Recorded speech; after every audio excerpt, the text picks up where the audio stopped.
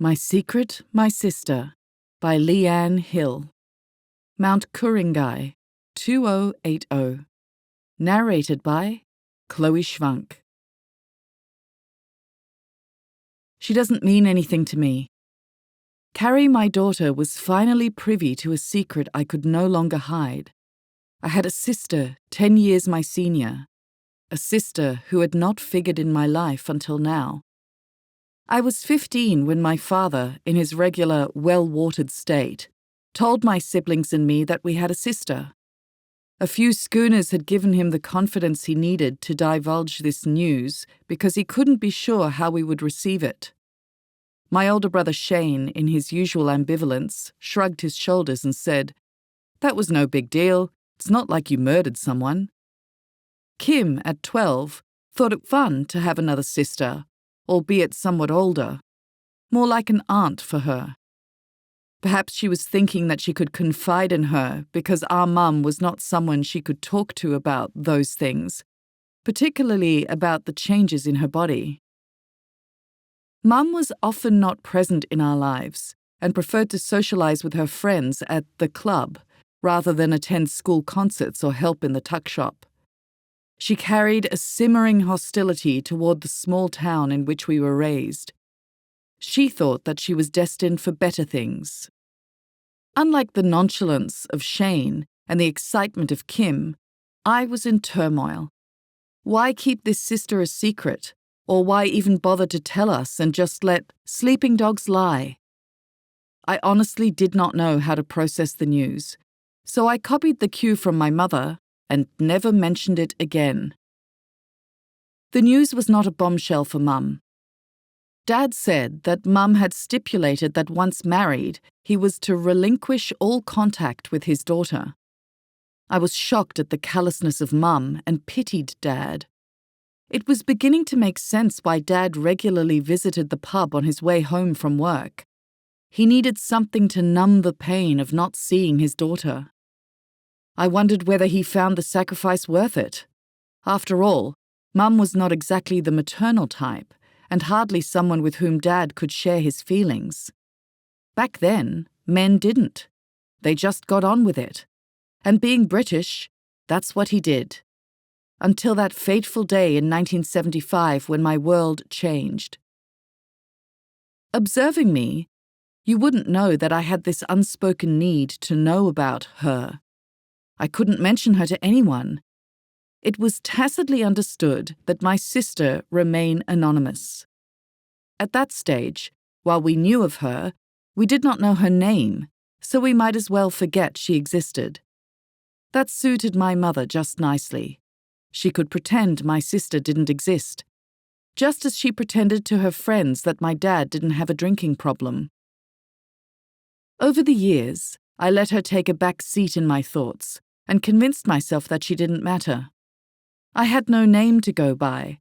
I had no way of finding out where she lived or whether she was alive.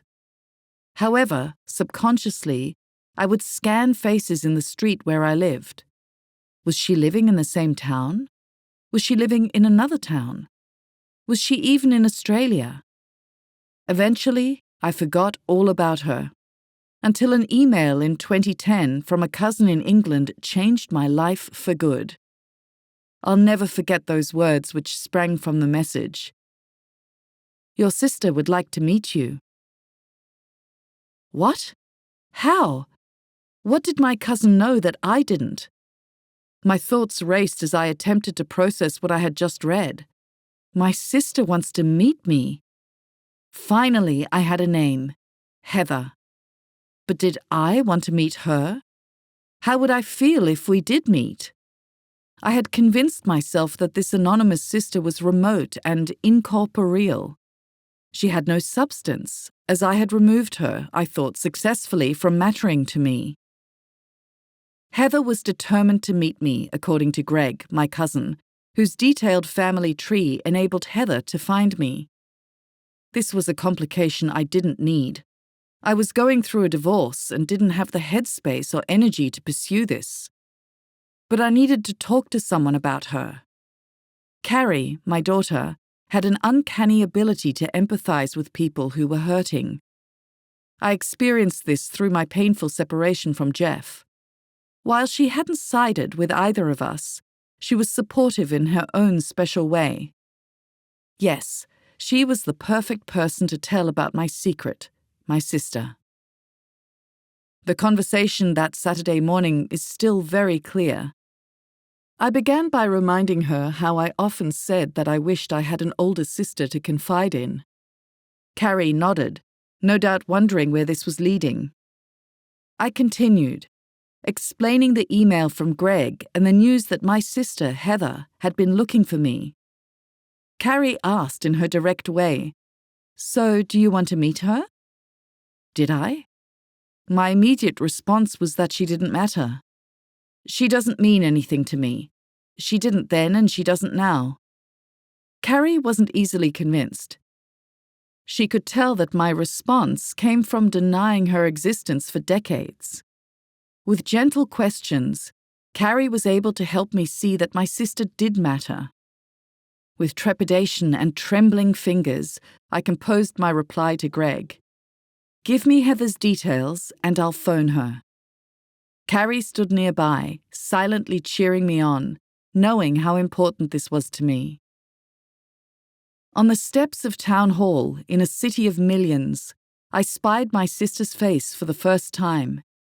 Heather entered my life, no longer insubstantial, but a person with features like my own. A sister whom I can proudly say belongs to me. We have decades of catching up to do, but for now, it's enough to know that Heather, who has been on her own journey, is as excited as I am about what lies ahead. The end.